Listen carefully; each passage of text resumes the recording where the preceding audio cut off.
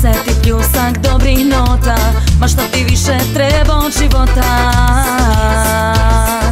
Radio Kiss FM. Šta tu mi treba da saznamo? Treba da saznamo šta se dešava kod gospodina koji će vam se upravo predstaviti. Ja sam Igor X, a vi slušate Dnevnu dozu sa Radomirom Kostićem. Hvala ti, Igore, što si se predstavio ovih dana na portalima. Čitali smo i kako je Igor dobio ponudu da snimi porno film. Igore, kako je to moguće? Mogu ti reći, ovo je visoka produkcija u pitanju. Domaća strana?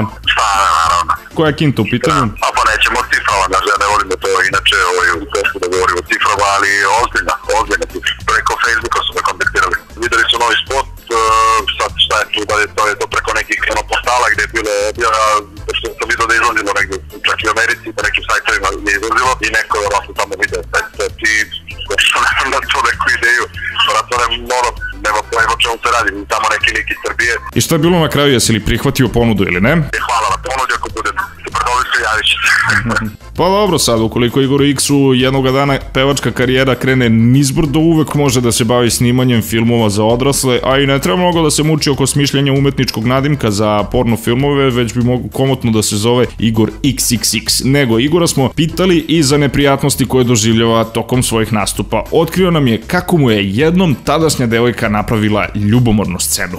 Bila je jedna situacija kad je tadašnja moja devojka bila sa mnom na nastupu i prilazi samo neka devojka i dolazi do mene, na uvo mi šapuće pesmu i stavlja mi pare u džep.